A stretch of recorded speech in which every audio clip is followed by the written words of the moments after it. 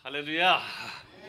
먼저 우리 은혜로운 성가를 불러주신 우리 성가대원 모든 분들 감사합니다.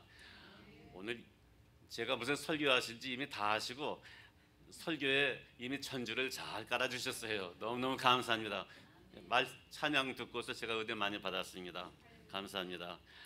오늘 이렇게 여러분과 함께 예배드리고 또 하나님 말씀을 같이 상고하면서 은혜 받을 수 있는 은혜 주신 거 하나님께 감사드립니다.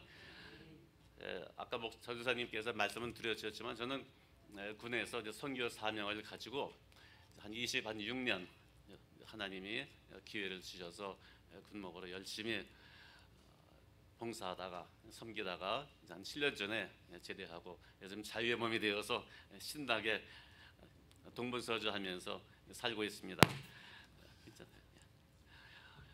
그래서 제가 한국말로 설교를 많이 안 해봤어요. 한 1년에 한 번 할까? 그래서 아마 버벅거릴지도 몰라요. 이해해 주시고 실수하더라도 은혜로 잘 받아주시기 바랍니다. 그리고 그다음에 영어도 잘하는 그렇지도 못하고요. 이것도 아니고 저것도가 아닌 것 같아요. 여하튼 은혜로 하나님께 부탁하고 이 시간 여러분과 함께 은혜를 나누고자 합니다. 그래서 우리 목사님께서 떠나시기 전에 부족한 저에게 설교를 부탁하셨어요. 그래서 안 한다고 한참 사양하다가 제 마음에 감동이 돼서 아이고 우리 목사님 말씀 순종해야지 하고 어려운 마음으로 순종한 마음으로 제가 이 단에 섰습니다. 여러분께서 기도 많이 해주셔서 하나님이 여러분과 함께 은혜의 말씀을 같이 나누어 주실 것으로 믿고 이 시간 같이 여러분과 함께 은혜를 나누고자 합니다. 먼저 우리 본문의 말씀 통해서 은혜 받으신 줄로 믿습니다. 여러분, 한국의 옛 가수들 가운데서 구수한 가요를 부르셨던 최희준 선생님 기억하시죠? 아마 젊은 세대는 모르실 거예요. K-팝 그런 거는 잘 아시겠지만은. 그래서 그분이 그 노래 가운데 하숙생이란 그 노래가 있습니다. 여러분 잘 아시죠? 한번 불러보실래요? 인생은 나그네 길, 어디서 왔다가 어디로 가는가. 구름이 흘러가듯 정처 없이 떠돌다 가는 길에 정일랑 두지 말자, 미련이랑 두지 말자라는 그 가사가 있습니다. 예, 그렇습니다. 이 세상에는 많은 사람들이 어디서 왔다가 어디로 가는지 모르며 하루하루 나그네같이 삽니다. 제가 젊었을 때 어떤 분에게 전도를 많이 하곤 했는데 여러분 예수님을 꼭 믿으시고 천국에 같이 갑시다. 그렇게 말씀드리면은 이 세상에서 한평생 살다가 생명이 다 해가지고 그냥 죽고 나면 그만이지 다음 세상에 어디 있어. 천국은 무슨 천국이야 하며 말씀하는 분들이 많이 있었습니다. 어떤 이는 또한 삶이 어려워지고 힘들 때에 그의 부모님들이 왜 세상에 자기 낳았냐고 원망불평하기도 하고 에이 사느니 죽는 것이 낫겠네 하고 인생을 불행하게 사는 사람들도 있습니다.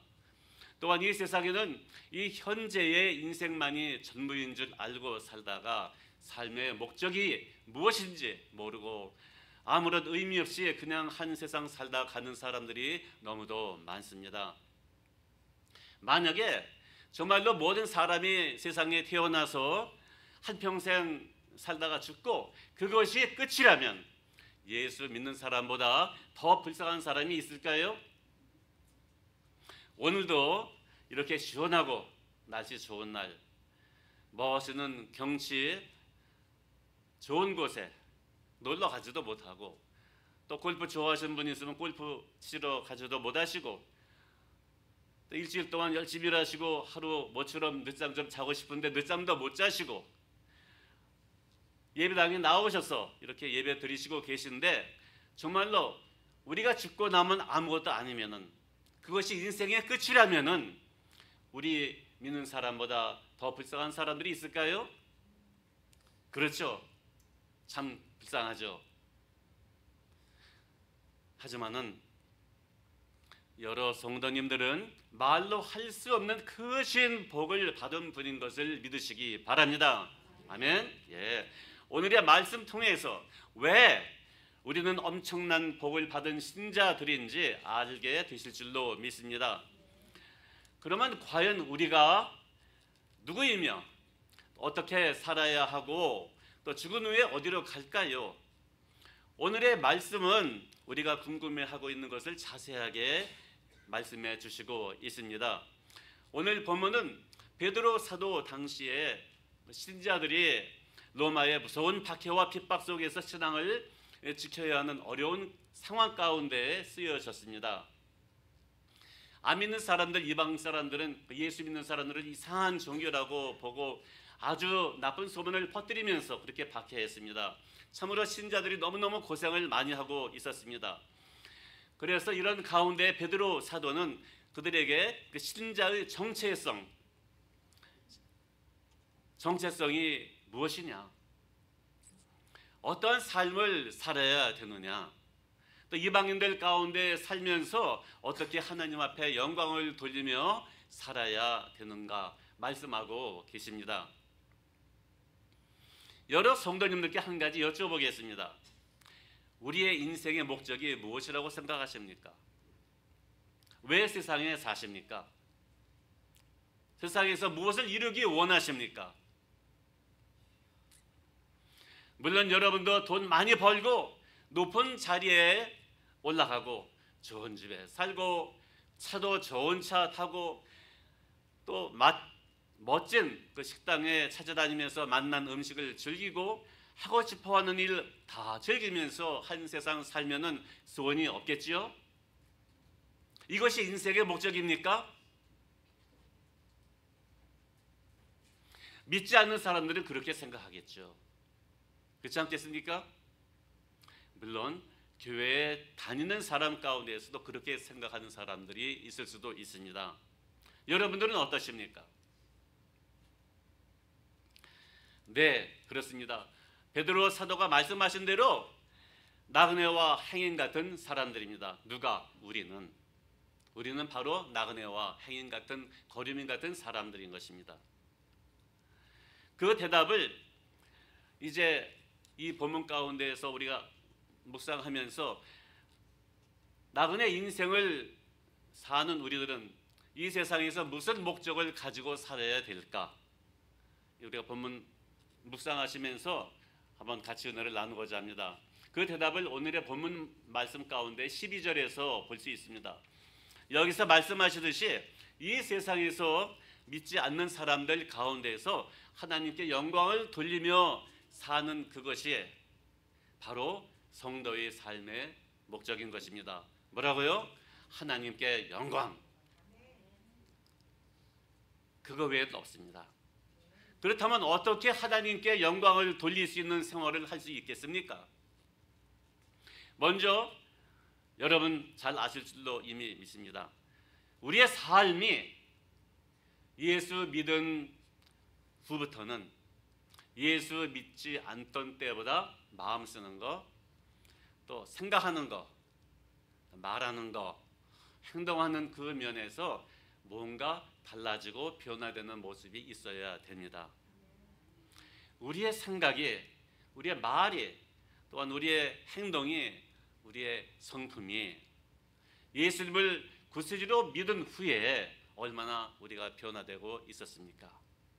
제 자신부터 늘 생각해 봅니다. 내가 좀 더 변화되어야 되는데 왜 이 모양이 있고 왜 이렇게 변화가 안 되는 거 하고 몸부림칠 때가 많습니다. 이 시간 우리가 예수 믿고 나서 얼마나 변화가 되었는지 한번 조용히 살펴보는 기회를 한번 가져봅시다. 우리 예수님은요, 우리 모두가 참으로 당신의 모습으로 변화된 것을 기대하고 계시고 또 기다리고 계십니다. 간절히 원하고 계십니다. 그러면 우리의 모습이 어떻게 예수님처럼 변화될 수가 있습니까? 베드로 사도는 오늘 말씀 11절에서 이런 말씀을 하셨어요. 영혼을 거스려 싸우는 육체의 정욕을 제어하라. 영혼을 거스려 싸우는 육체의 정욕을 제어하라. 고 말씀하고 계십니다. 이 말씀이 과연 무슨 말씀일까요? 여기서 저는 오늘의 말씀의 이해를 돕기 위해서 여러 성도님들과 함께 하나님의 구원 계획에 대해서 말씀을 드리고 싶습니다. 이 세상이 창조되기 전부터 우리는 하나님의 백성으로 택하심을 받았으니까 믿습니까? 이 놀라운 사실 우리가 참으로 놀랄 수밖에 없습니다. 얼마나 감사한지요. 우리가 태어나기도 전에 이 세상이 창조되기도 전에 우리 하나님께서 우리를 이미 당신의 백성으로 택해 주셨습니다. 이미 아시고 계셨습니다. 이게 큰 축복이 아닙니까? 이제 우리 하나님께서는요, 에베소서 1장 1절에서 4절을 집에 가셔서 조용히 읽어보시기 바랍니다. 이 말씀 가운데 여러분이 놀라운 사실을 발견할 수가 있어요. 우리는 하늘의 신령한 그 축복으로 하나님이 축복해 주시기를 원하시는 그것을 볼 수가 있어요. 또 하나님은요, 우리가 하나님 앞에서 거룩하고 흠이 없는 사람으로 변화된 삶을 사는 것을 원하시고 계신 것을 볼 수가 있습니다. 또한 이 세상에서는 물론이고 천국 가서도 하나님의 은혜와 영광을 찬미하시기를 원하시는 것을 우리는 볼 수가 있습니다. 이것이 바로 하나님의 뜻인 것입니다. 그런데 이러한 그 깊으신 하나님의 뜻을 저버리고 우리의 조상 누구십니까? 아담과 하와는 하나님 말씀을 불순종하게 되죠. 하나님이 온 이 에덴 동산에 있는 그 과실은 따먹어도 좋지만은 동산 중앙에 있는 선악을 알게 하는 나무가 있다. 그것은 따먹지 마라. 그걸 따먹는 날에는 뭐라고 말씀했습니까? 정령 죽으리라. 죽을까 하노라? 아니고 정령 죽으리라 말씀했습니다. 그러면 우리는 왜 하나님이 그 선악과를 만들어 놓으셨나 질문하게 되죠. 저도 어렸을 때 그런 질문을 우리 전도사님께 여쭌 적이 있습니다. 왜 하나님이 그 선악과를 만들어 가지고 그렇게 사람들이 시험 받게끔 또 선악과 따먹고 죄 짓게끔 만들어 놨으니까? 그러면 질문을 해봤어요. 근데 전도사님 확실하게 말씀을 못 하시더라고. 근데 제가 이제 오랫동안 신앙생활을 하다 보니까 말씀을 또 연구하고 보다 보니까 거기에 깊은 뜻이 있습니다. 그것은 바로 우리가 하나님의 말씀을 순종하는 그 연습을 하라고. 우리가 아담과 하와가 그 선악과 그 옆을 걸어가면서 뭐라고 생각했겠어요?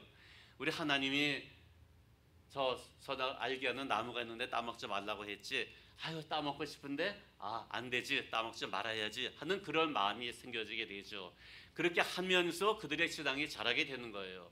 그래서 하나님 더 축복을 주시기 원하시는 거예요. 아담과 하와의 신앙이 더 자라라고 하나님께서 사실 만들어 놓으신 거예요.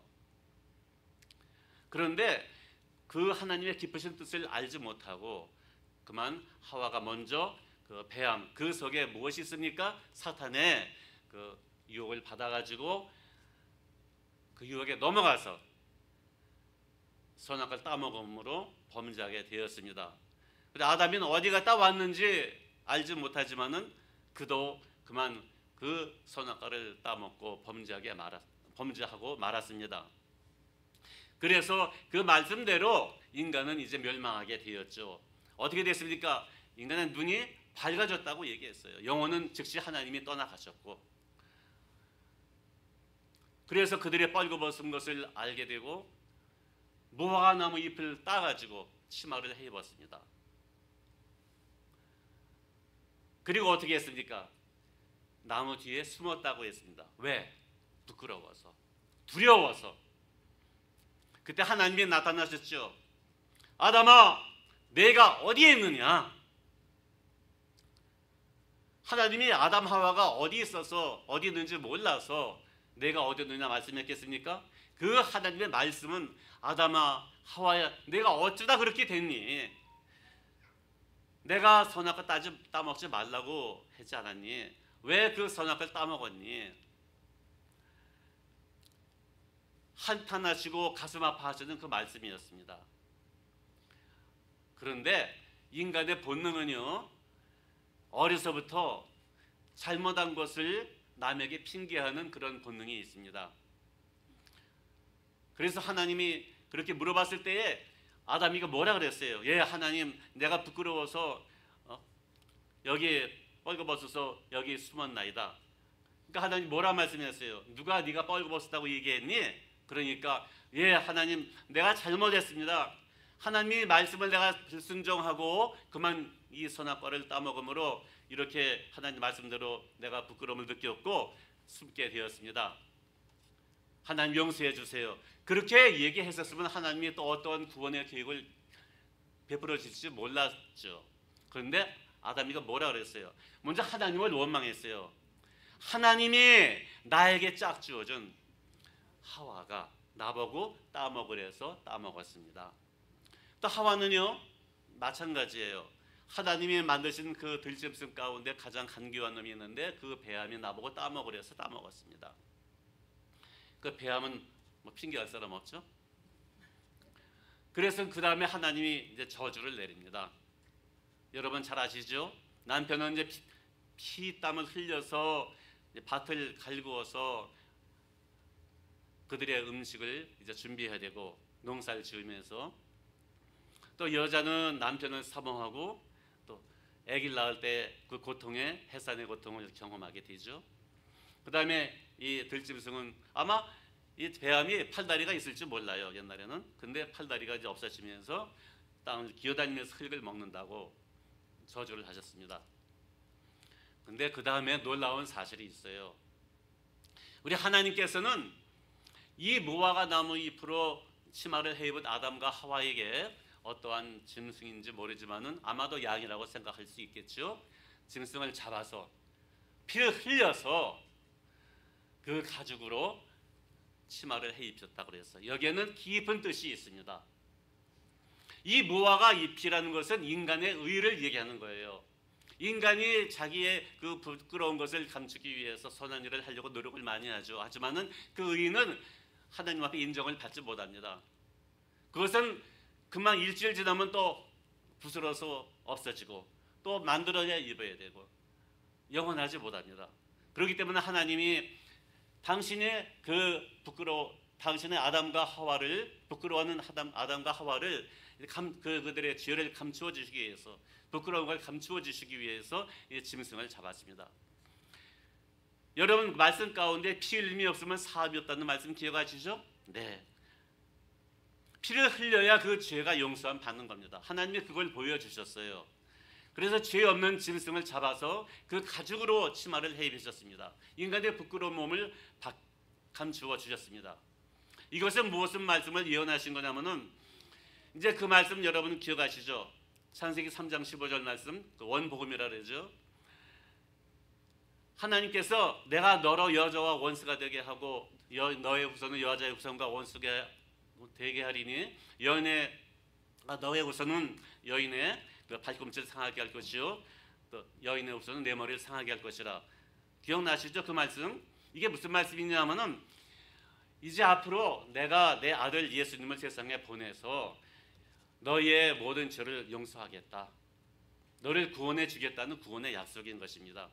이 사탄의 그 권세가 예수님을 십자가에 못 박지만은 이 발꿈치를 문다고 하는 것은 바로 뭐예요? 십자가에 못 박는다, 그런 말씀이에요. 하지만은 여인의 후손이 내 머리를 상하게 할 것이라는 것은 마귀의 권세를 박살내신다는 말씀이에요. 예수님께서 우리 위해서 십자가에서 6시간 동안이나 고통을 받으면서 우리의 모든 죄를 다 받으셨어요. 우리의 모든 그 죄가 얼마나 더럽고 추한데 그 받아야 할 심판을 예수님이 다 받으신 거예요. 그래서 오직 그 죄가 더럽고 추해 있으면은 하늘이 껌껌했다 그랬어요. 6시간 동안. 하늘이 빛을 잃었다 그랬어요. 하나님의 진노와 그 예수님에게 다 펑펑펑 내려왔습니다. 이제 그 다음에 예수님이 다 이루었다, 우리가 받아야 할 그 지옥의 형벌을 예수님이 다 받으신 후에, 다 우리의 죄를 속하신 후에 다 이루었다고 하시면서 이제 당신의 영혼을 하나님께 맡기고 운명하시게 됩니다. 이때에 우리의 모든 죄가 해결을 받았습니다. 그리고 그것뿐입니까? 그것도 감사한데 죽음을 이기시고 3일 만에 부활하심으로 인해서 그때 그 순간 마귀의 권세가 박살났습니다. 머리가 이미 상함을 받았습니다. 지금 마귀가 지금 막 우리를 유혹하고 다니지만은 그거는 이제 머리의 권세는 박살났지만은 꼬리의 권세로 지금 인간을 미혹하고 있는 것입니다. 자, 이제 거기까지 하고 그 다음에 그래서 이제 그 말씀 통해서 내가 너희에게 구속의 그 은총을 베풀어 주겠다. 우리 예수님 그 하나님의 그 약속이 있었습니다. 이 얼마나 감사합니까? 그래서 이제 누구든지 예수를 믿기만 하면은 구원을 받는다고 말씀했죠. 요한복음 3장 16절 여러분 잘 아시죠? 하나님이 세상을 이처럼 사랑하사 독생자를 주셨으니 누구든지 저를 믿기만 하면은 멸망치 않고 영생을 얻게 하셨습니다. 얼마나 큰 은혜입니까? 이 복음의 기쁜 소식을 듣고서 성령의 도우심으로 예수님을 우리의 구세주로 영접하여서 구원을 받는 축복을 우리는 받게 되었습니다. 여러분 다 예수님이 나의 구세주인 것을 믿으십니까? 네, 감사합니다. 그래서 이제는 어떤 일이 있겠습니까? 이제 예수님을 믿은 성도는 죄 가운데 살았던 생활을 떠나서 거룩한 생활을 하기 위해서 마음에 노력하고 또 애쓰는 그런 믿음 생활을 하게 되어지는 것입니다. 그렇습니다. 우리 안에 성령님이 먼저 오셔서 우리의 영혼을 거듭나게 해주시고 우리의 마음을 감동시켜 주셔서 하나님 말씀을 잘 순종해서 우리의 그 참으로 하나님 말씀대로 살고자 하는 그 귀한 소원을 주시고 또 우리가 죄에서 떠나고 깨끗한 마음을 가지고 예수님의 인격을 닮아 살 수 있도록 주님께서 도와주고 계시는 것입니다. 그런데 여기서 꼭 알아야 할 것은 무엇이 있겠습니까? 우리 안에는 두 사람이 있습니다. 잘 아시겠죠 여러분? 무슨 사람 무슨 사람? 확 나와야죠. 예, 우리 안에 예수님의 피로 거듭난 영혼은 하나님의 말씀대로 살려고 합니다. 그렇지 않습니까? 여러분 마음속에 그렇지 내가 이제 은혜를 받았으니까 이제 예수님을 믿었으니까 새 사람대로 살아야지 하나님 말씀대로 살아야지 그런 마음이 있습니까 없습니까?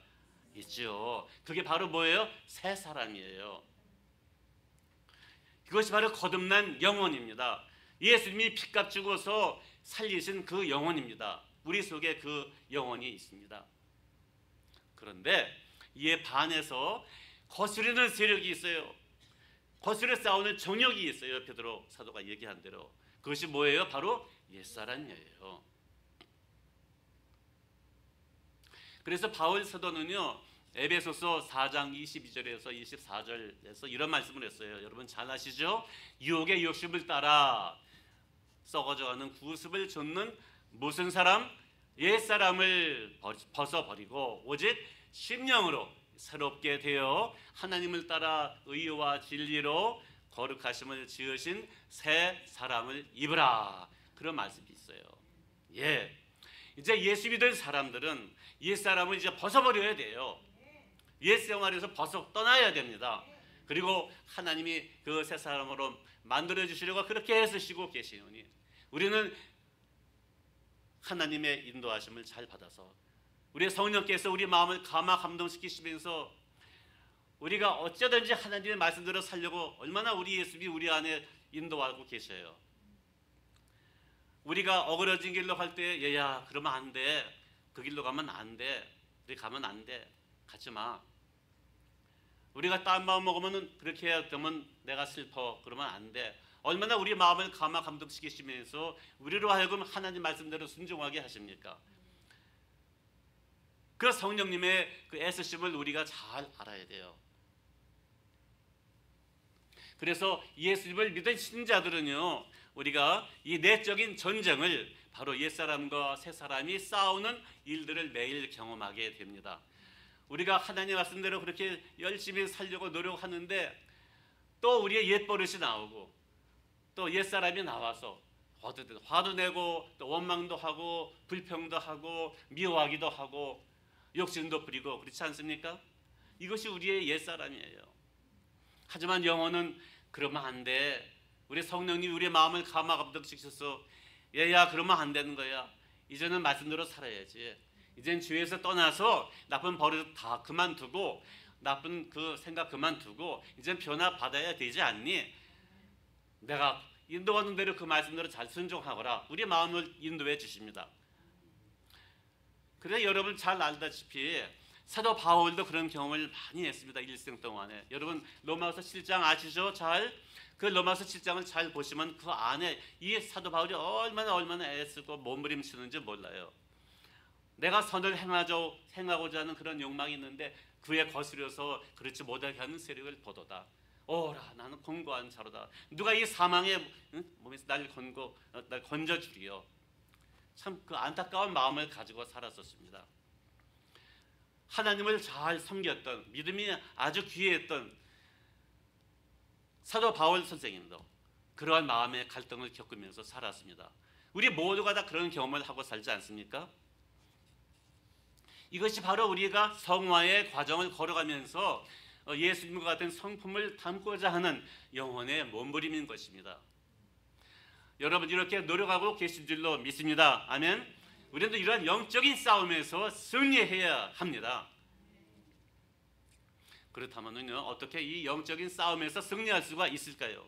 우리는 말씀대로 살려고 매일매일 노력하고 또 노력하고 많이 애쓰고 있습니다.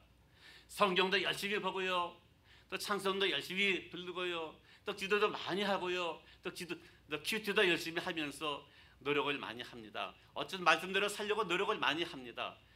성령님께서는 우리 마음을 감동시켜 주시고 우리 그 말씀으로 인도해 주시는데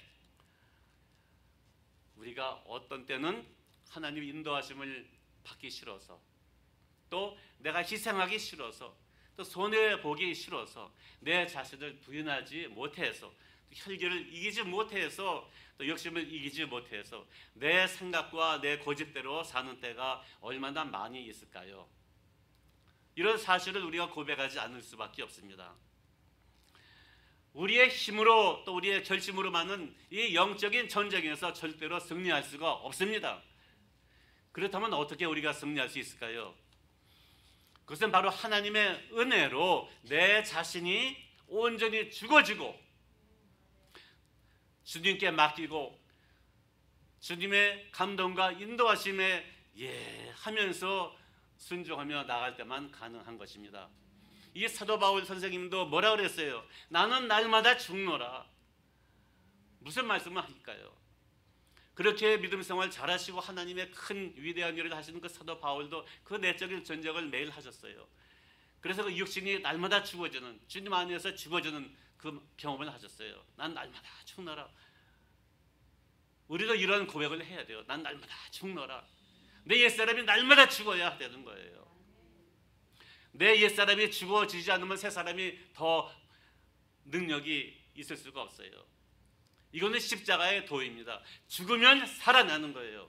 예수님이 죽지 아니했으면 살아나지 못했습니다. 하지만 예수님이 죽으시고 3년 만에 부활하셨어요. 이와 같이 내 옛사람이 온전히 죽어지게 되면은 내 새 사람이 더 힘을 얻고 내 인생을 인도해가는 그런 귀한 사람으로 바뀌어지게 되는 것입니다.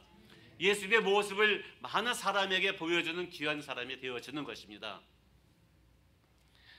우리가 이렇게 하나님께 안타까운 마음으로 기도하면서 우리의 옛사람과의 싸움에서 승리하게 해달라고 간절히 기도하면서 매달릴 때에 우리 하나님께서는 우리에게 힘과 능력과 지혜를 주셔서 능히 우리로 하여금 승리하게 하십니다. 여러분 빌립보서 4장 12절 빌바 1사 잘 기억하시죠? 내게 능력 주시는 자 안에서 내가 모든 것을 할 수 있느니라. 네, 나는 못해요. 내가 하루에 작심삼일이라고 말이에요. 내가 또 결심하고 또 결심하고 또 결심합니다. 하지만 또 넘어지고 또 넘어지고 또 넘어집니다. 근데 괜찮아요. 결심 많이 하세요. 결심하시는 거 좋아요. 근데 결심하는 것뿐은 아니에요.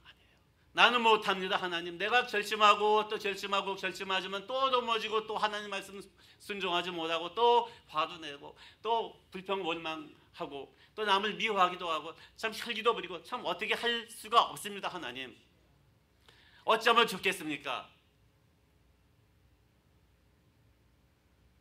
하나님 앞에 간절히 부르짖는 거예요. 매일매일 부르짖는 거예요. 안타까운 그 상한 심령을 가지며 사는 거예요. 그러다 보면은 우리 주님께서 그래, 내가 죄를 그렇게 미워하니, 내가 그렇게 죄에서 떠나기를 원하니, 참 이쁘다, 참 귀하다, 내가 힘을 줄게, 걱정하지 마. 우리 능력의 주님께서 우리에게 힘을 주십니다. 내 힘과 내 결심 가지고는 도저히 못해요. 하지만은 우리 하나님께서 힘을 주실 때에 우리는 힘을 받아서 어떠한 환경과 어떠한 어려운 그 유혹이 와도, 어떠한 시험 받을 수밖에 없는, 화를 낼 수밖에 없는 그런 현실이 와도 하나님이 나로 하여금 참게 해주셔서 우리가 그 순간을 통과할 수가 있고 의를 이루어갈 수가 있는 것입니다. 이렇게 됨으로 우리의 모습이 점차 세월이 가면서 변화가 되어지는 것입니다. 우리의 모습이 이전과는 다른 예수님의 그 닮은 사람으로 점차 변화되어질 때에 주위에 있는 사람들이 어떻게 됩니까? 우리의 변화를 점차 알게 되어집니다. 그리고 놀라게 되고 또 감동을 받게 되어집니다.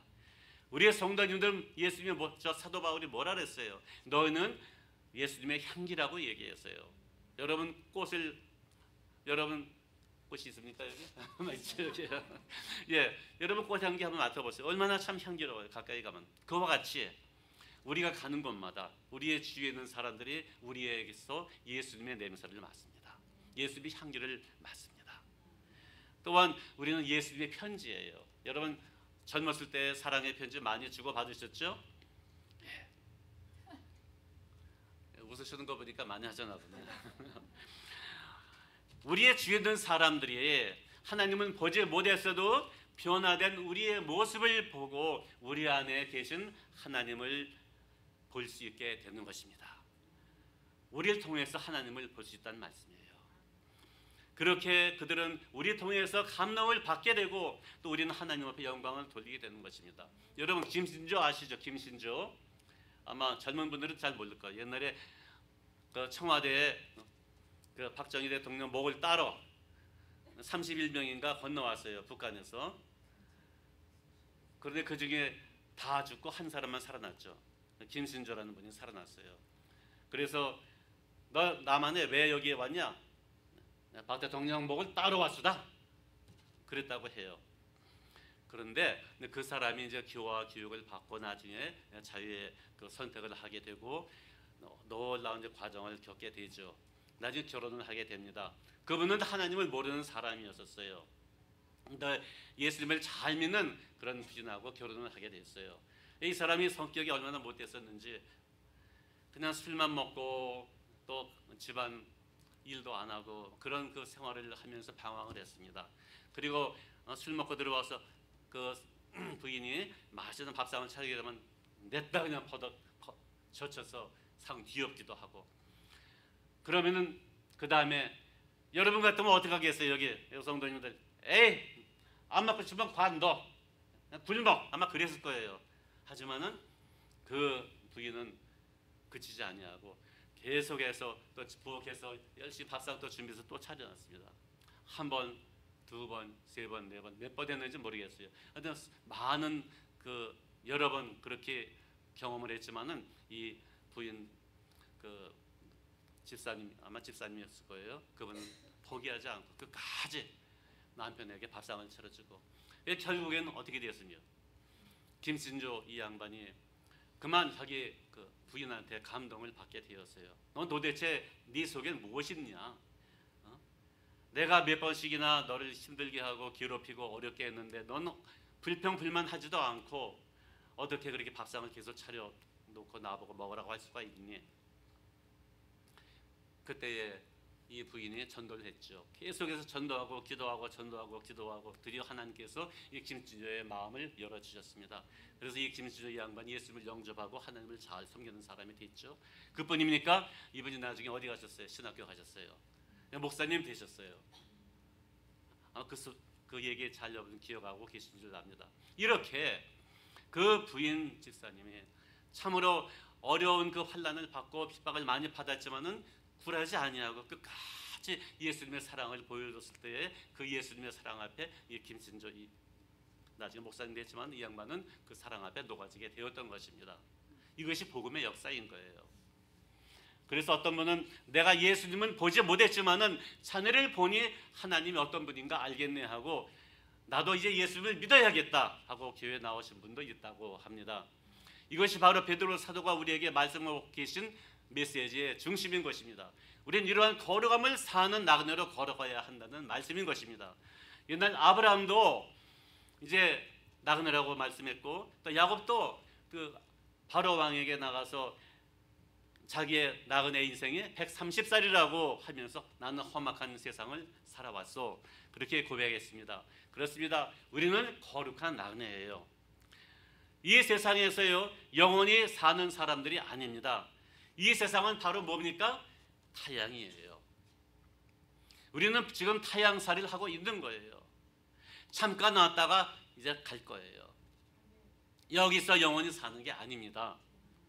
우리의 본향은 영원한 천국인 것이죠.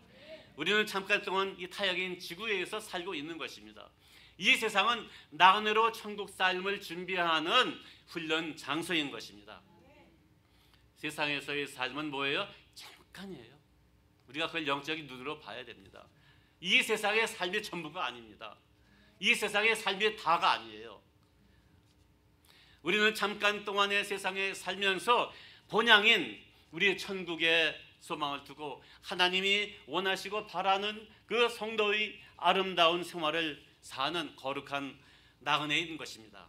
이렇게 우리가 세상에서 아름답게 살다가 언제든지 하나님께서 부르시면은 거룩한 나그네로서 타향에서의 그 믿음의 여정을 마치고 우리의 본향인 천국에 가야 되는 것입니다.